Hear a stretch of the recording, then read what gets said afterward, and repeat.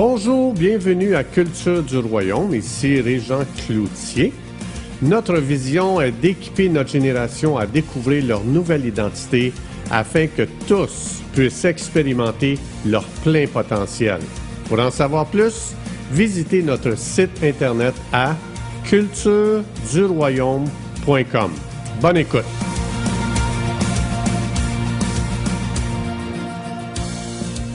Tout le monde aura fait des déclarations. J'ai aimé ça dans les chants. C'est exactement mon message aujourd'hui.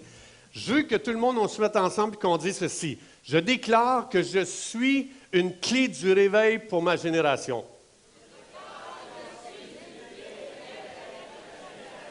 Je déclare que partout ce que je vais, je mets le feu dans le cœur des gens. Je déclare que quand je prie pour les malades, ils guérissent.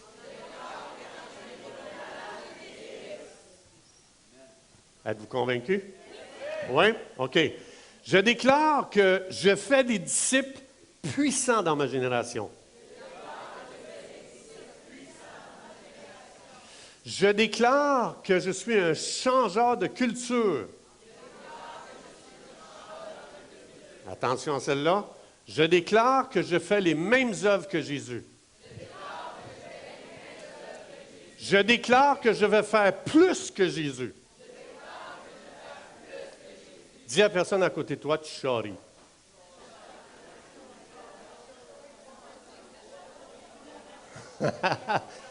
OK, dites-moi, est-ce qu'on exagère? Est-ce que vous l'expérimentez? OK, alors, aujourd'hui, je vais vous parler de mon expérience à moi, mais avant de vous partager mon expérience, je vais vous partager l'expérience de quelqu'un d'autre. Il y a un homme un jour qui s'en va voir le médecin, il avait des petits problèmes de santé, il s'en va voir le médecin. Il arrive chez le médecin, fait que le médecin dit, il commence à faire des examens, il fait passer une batterie d'examens. Et le médecin dit à ce gars-là, à son patient, il dit, « J'ai pas une bonne nouvelle. Il vous reste 3 mois à vivre. Vous avez un cancer très agressif et il ne vous reste pas plus que 3 mois à vivre. » Le gars, mon ami, bang, ça y rentre dedans. Il s'en va chez lui. Et puis, commence à penser à ça, commence à réfléchir à ça. Et puis, le gars, il arrive chez lui, puis le gars n'a même pas fait 3 mois. Le gars, il a fait 1 mois et le gars est décédé. Tout le monde a dit « Ah! Okay. » Ça ajoute un petit peu de piquant à l'histoire. Fait que là, arrive l'autopsie. Et puis, ils font l'autopsie du gars et ils découvrent que le gars n'a pas du tout de cancer. Les spécialistes disent que nous avons environ 60 000 pensées par jour. Ça veut dire que ce gars-là, il a reçu une parole qui n'était pas vrai. C'est pour ça que j'ai beaucoup aimé le dernier, le Bridge, que Jésus est venu pour détruire les mensonges. C'est important aujourd'hui ce qui va être dit pour chaque personne ici. Alors, ce gars-là, il est parti, et ce gars-là, il a répété un mensonge 60 000 fois le premier jour qu'il est arrivé chez lui. Le deuxième jour, le gars, il a répété encore 60 000 fois un mensonge. Il est rendu à 120 000. Peux-tu t'imaginer qu'est-ce qui s'est passé au fil des jours pendant 1 mois? Son corps n'a plus été capable, le corps a complètement explosé. Et c'est pour ça qu'aujourd'hui, je vais vous parler des pensées. Est-ce que c'est important? OK, j'ai 2 questions pour vous. Dites-moi, est-ce que c'est le cancer qui a tué ce gars-là? OK. Vous passez l'examen. Dites-moi, est-ce que ce sont ces pensées qui l'ont tué? J'en viens pas que des pensées peuvent arriver à tuer quelqu'un. Même quand ce n'est pas vrai. Même quand ce n'est pas vrai. Et c'est pour ça que je crois la clé. J'écoutais les chants ce matin, j'ai vraiment senti une onction prophétique que l'Esprit de Dieu convergeait tout vers qu'est-ce qu'il veut dire ici aujourd'hui. Et je crois que c'est vital pour ma vie, je crois que c'est vital pour la vie de chaque personne, et je crois que c'est le message qu'on a besoin d'entendre aujourd'hui. On a tellement besoin d'entendre parce qu'il y a tellement de gens sur les antidépresseurs, anti-n'importe quoi. Tout ça vient de la pensée, vient de ces 60 000 pensées par jour qu'on a, vous et moi, et qu'on ne sait pas comment gérer. Et je vais vous conter maintenant mon témoignage de moi personnel. Vous savez que j'ai eu un infarctus l'année passée, puis après l'infarctus, ça a causé que un tiers du cœur est mort. Hein, vous savez, je vous ai compté ça, je ne vais pas revenir là-dessus. Mais donc, mon cœur fonctionnait à 45 %. Et puis, ils m'ont demandé d'aller passer d'autres examens. Je vais passer d'autres examens. Et en passant les examens, là, ils commencent à voir des choses qui ne fonctionnaient pas. Ça fait qu'ils ont poussé un petit peu les examens. Et en poussant les examens, la cardiologue a dit, je voudrais te voir, je vais t'expliquer qu'est-ce que c'est quoi au juste, concernant ta situation. Fait que j'arrive devant la cardiologue. Et là, ça faisait 1 an qu'on est médicamenté parce qu'il y a des stents. Et les miens sont dans le tronc commun. Ils ne sont pas dans les artères ou les veines. Il est dans le tronc commun. Ça veut dire, si ça bouge, je n'ai même pas le temps même d'appeler un médecin. L'ambulance, c'est foutu. C'est l'entrée du cœur. Fait qu'elle m'explique ça, elle dit, vous, M. Cloutier, votre cas, il est unique. Il n'y en a pas d'autres comme ça, on ne fait pas ça normalement, fait que vous êtes dans une situation unique. Elle dit, on ne sait pas, mais on vous a passé les examens, puis on ne voit jamais ça, mais votre cœur est passé de 45 % et vous perdez de la force, maintenant vous êtes rendu à 30 %. Moi, je pensais que j'allais là pour qu'elle me dise si on arrête la médication. Elle dit non seulement ça, elle dit, elle dit, vous n'arrêtez pas la médication après 1 an, vous êtes obligé de continuer. Et non seulement ça, il faut vous en ajouter 2. Là, moi, je m'en allais là pour me faire dire, je vais vous prendre juste de l'aspirine, garder le sang clair, puis pilule pour le cholestérol pour garder ça. Ben non, mon ami, bang! Tabarouette! Puis elle a dit, vous êtes un cas unique. Bon, OK. 60 000 pensées m'attendent, là. 60 000 pensées sont juste là devant moi et elle est en train de me dire des faits. Ça, c'est des faits, là. Ils ont des preuves, ils ont des photos, ils ont tout fait les examens. Je veux dire, je ne peux pas nier ça, là. C'est vraiment ça qui est là. C'est quoi mon défi? C'est pas ce qu'elle vient de dire. C'est comment je vais la bouche. Ma pire situation, la catastrophe de ma vie a changé le jour où quelque chose est sorti de ma bouche.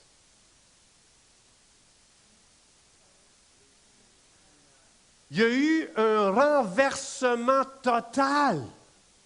Juste par parler.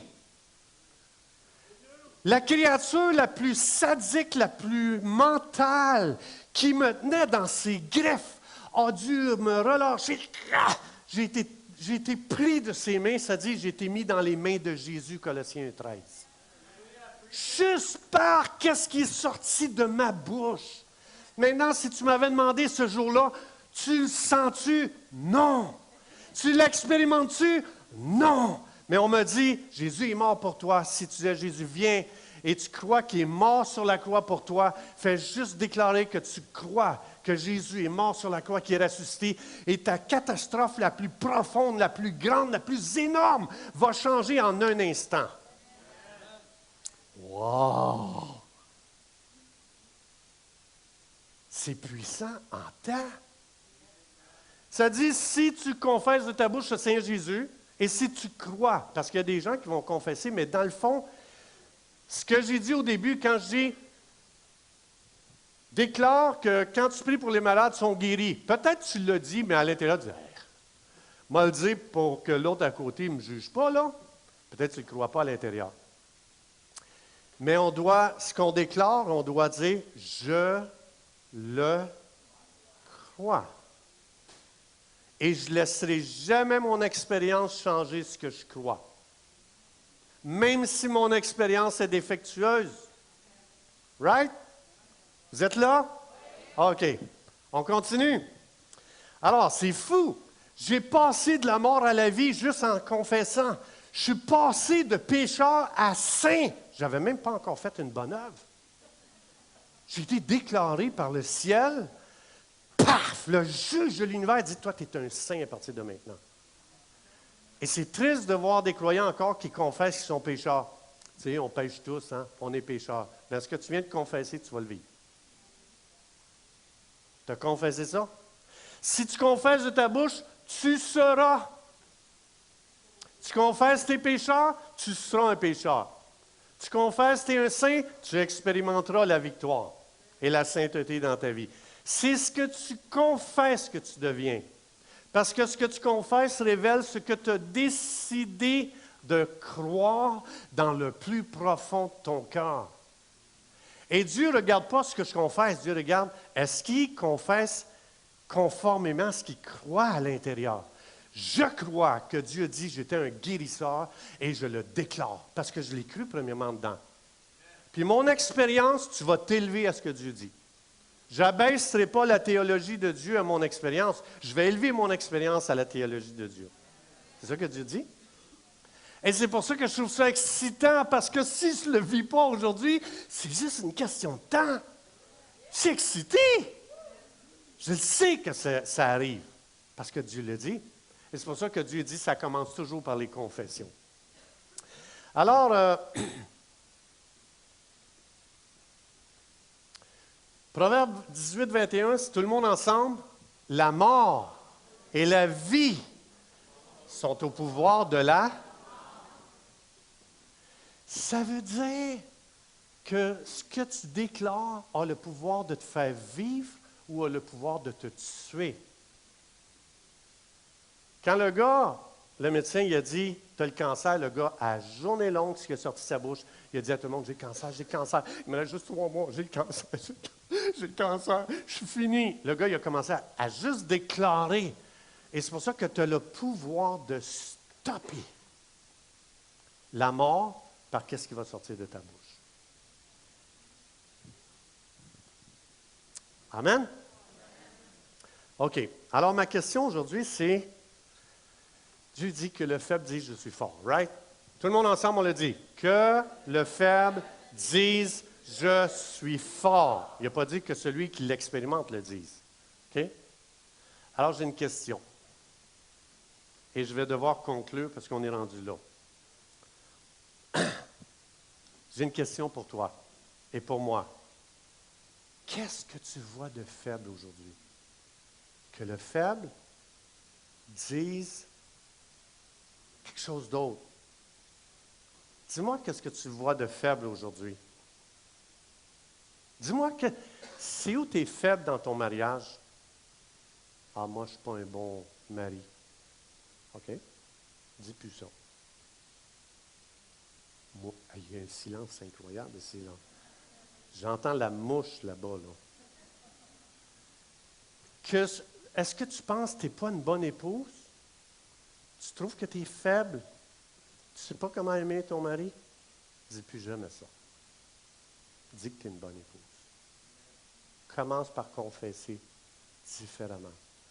Ah, moi, je ne suis plus capable dans mon mariage. Change ce que tu dois dire.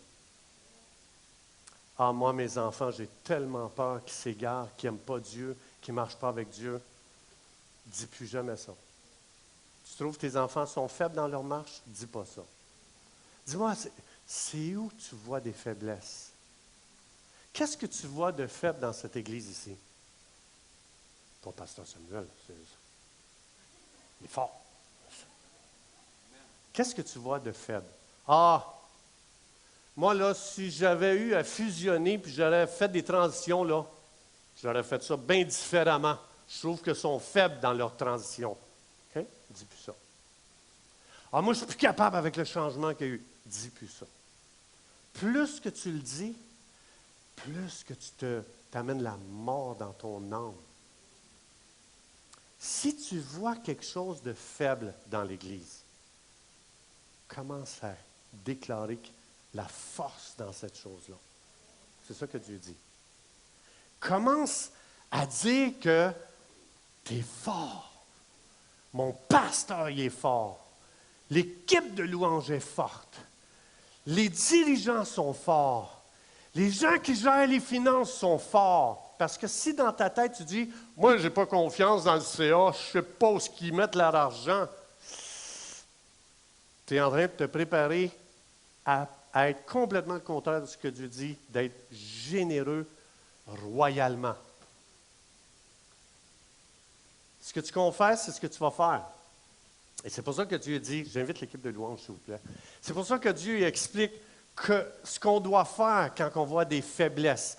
Est-ce que tu vois des faiblesses dans tes finances? Dis pas, je gère mal mon argent. Commence à déclarer, je suis un bon gérant de ce que Dieu m'a donné. Je le déclare. Même si ta famille te regarde, dis, hey, tu es un cabochon, toi, de la manière que tu dépenses ton argent. Hey, tu sais quoi?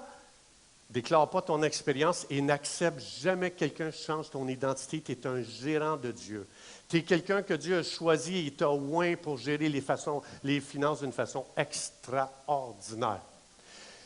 Donc, peu importe ce qui est faible, c'est pas glorieux de dire ça c'est défectueux, ça ne marche pas, à l'église ça ne marche pas, au travail ça ne marche pas, le gouvernement ça ne marche pas, les chrétiens ça ne marche pas, sa vie dans le monde, sa vie dans le péché. C'est pas ça qu'il faut déclarer. Quand Dieu a vu une planète faible, informe et vide, quand Dieu a vu le chaos dans Genèse 1, qu'est-ce qui est sorti de sa bouche? Une planète tout croche, une planète désorganisée, chaotique. Non. Hey, lumière soit. Il a commencé à dire, pas qu'est-ce qu'il y avait là, qu'est-ce qui devait être là. Il l'a déclaré avec puissance. Il l'a déclaré avec conviction. Et c'est exactement dans Joël 3,10, Dieu dit, tu vas faire la même chose. Tu vois-tu un chaos? Tu vois-tu du désordre? Tu vois-tu informe et vide? Tu vois-tu des ténèbres? Déclare le contraire. Parce que tu es une personne prophétique. Tu es quelqu'un de prophétique par nature. Même si tu ne le pratiques pas, tu es prophétique. Qu'est-ce que Jésus a fait quand il est venu devant une humanité faible? Il a dit, ma gang de pécheurs, de pourris, ma gang de tweets. Non, Jésus est venu et dit, Ésaïe 61, je vais changer la situation. Moi, là, je ne viendrai pas parler des mauvaises nouvelles. Je n'écouterai pas CNN. Je vais venir, je vais ouvrir un nouveau canal qui va s'appeler Évangile, bonne nouvelle. Et Jésus dit, toi, je t'envoie, tu vas prêcher la bonne nouvelle. Et Jésus dit, toi, tu es malade, je suis venu pour te guérir. Toi, tu es boiteux, je suis venu pour te faire marcher. Toi, ça, c'est défectueux, tu es paralytique, tu es pécheresse, tu es adultère. Je ne déclarais pas ça, je te déclare sainte. Et Jésus il est venu devant une humanité défectueuse, faible. Et il a commencé à déclarer la vie, la guérison, la restauration. Que le faible dise, je suis fort. Qu'est-ce que David a déclaré devant une armée faible? Des peureux devant Goliath. Quand tout le monde shakeait, une armée qui devait représenter Dieu, mais qui était dans son état le plus faible, David dit, « Hey, toi là-bas, je t'arrache la tête, puis je vais te donner à manger aux oiseaux du ciel, ce ne sera pas long. » Il n'a pas déclaré, « Ma bande, vous êtes supposé de représenter Dieu, l'armée. Toi, Saül, tu es un spécialiste de la guerre. Qu'est-ce que tu fais là? » Il n'a pas déclaré ça. Il a déclaré ce qu'il voulait voir arriver. Aujourd'hui, c'est la délivrance d'Israël. Ça n'a pas besoin d'être là. Tu commences à le déclarer. Même chose avec Ézéchiel. Dieu dit, hey, devant ces os desséchés, devant des squelettes faibles, tu vas déclarer la peau, tu vas déclarer les os, tu vas déclarer les nerfs, tu vas déclarer ce qui n'est pas là parce que tu es prophétique. Ça n'a pas besoin de changer. Dieu est en train de dire, c'est jamais la situation, le problème. C'est ta pensée. C'est dans ta tête. Et c'est pour ça que Dieu veut qu'on change nos confessions. Dieu dit, tu n'es pas seul. Le contexte ici, David il dit, quand tu passes dans la vallée de l'ombre de la mort, je suis mort 4 fois, je sais c'est quoi, il dit, en face de mes ennemis, tu mets une table, et tout de suite après, parce que quand tu passes à travers la vallée de la mort, je te garantis que ta tête est affectée. J'ai eu de la misère avec mes pensées, je vous garantis, ça fait 1 an que je travaille là-dessus, parce que je ne me soumettrai pas à autre chose que qu'est-ce que Dieu dit. Et j'ai invité le bon berger qui vient huiler la tête. Connaissez-vous l'huile de Yahvé Raha? L'huile de Yahvé Raha, il vient oindre d'huile ta tête, là où ce que tu penses, le centre de contrôle de tout ton être. Quand tu as une pensée, la neurone est activée par de l'électricité. Des neurotransmetteurs émettent des produits chimiques qui vont activer les glandes, ça sécrète des hormones. Je vous ai perdu? Non? OK. Alors, c'est pour ça que Jésus, le bon berger, il vient, puis moi, je lui dis, hey, bon berger, viens huiler ma tête. L'huile, c'est un symbole du Saint-Esprit. Viens, c'est comme si Dieu dit, ça, c'est le moteur de ton corps, comme le moteur de l'automobile. T'en mets-tu de l'huile dedans? Oui, sinon, là, il bloque. Bien, ton huile à toi, c'est le Saint-Esprit. L'huile dans tes pensées, c'est le Saint-Esprit. Et Jésus vient mettre une huile. Et ta coupe qui représente la capacité humaine, ta capacité va déborder. Tu ne seras pas vidé, tu ne seras pas brûlé. Tu ne feras pas un burn-out. C'est fou comment il y a une capacité juste qui vient des pensées, huilée par le bon berger. Et pour terminer, l'avant-dernier verset, ça dit, Romains 4, 17, Dieu qui donne la vie à qui? OK. Maintenant, regarde ce qu'il dit, qui appelle les choses qui ne sont point comme si elles étaient. Les choses ne sont pas là, mais Dieu est prophétique et on est fait à son image, right? Alors Dieu, lui, là, quelque chose n'est pas là, puis il va commencer à l'appeler, comme je l'ai dit tantôt, il dit, hey, lumière, végétation, animal. Il a appelé les choses avant qu'elles soient là, et Dieu dit, toi, tu vas faire la même chose. Tu vas commencer à parler, pas des faits, tu vas commencer à parler prophétiquement de ce qui doit être là. C'est quoi la volonté de Dieu dans cette situation? Qu'est-ce que Dieu veut faire ici? Déclare-le. Et tu vas le déclarer. La raison, et je termine, là c'est vraiment le dernier verset. Tout le monde ensemble. Ce que je crains, c'est ce qui m'arrive. Ah? Ça, on appelle ça une loi d'attraction spirituelle. Parce que si tu crains, mettons que tu as peur de n'importe quoi, tu vas le verbaliser, c'est juste une question de temps. Moi, j'ai peur que ça me... J'ai peur de mes enfants, j'ai peur de mon mariage, j'ai peur de mes finances, j'ai peur de mon travail, j'ai peur pour le cancer, j'ai peur parce que tout le monde est mort de ça dans ma famille, et puis là, tu commences à le verbaliser, et ça va t'arriver parce que la crainte révèle que tu ne crois pas la vérité. Et ce que je redoute, c'est ce qui m'atteint. On appelle ça la loi d'attraction spirituelle dans le monde de l'esprit.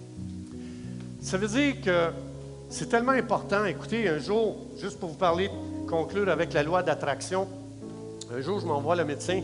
J'avais une bosse ici dans le dos. Je ne lèverai pas ma chemise, là. Faites-vous-en pas, là. Je vais rester très, très correct. J'ai une bosse ici en bas dans le dos. Je m'en vais voir le médecin, mon médecin de famille. Il prend, tu sais, sa fameuse lumière qu'il regarde dans les oreilles, là. Il pogne ça, mon chum, puis il met ça en dessous de cette bosse-là, puis il regarde et dit « Ah, tabarnak! » Il dit « T'as la spina bifida. » Spina. Moi, je connais l'autre, là, comment on appelle ça, le que tu bois? Colada. Moi, je connaissais juste le spina colada.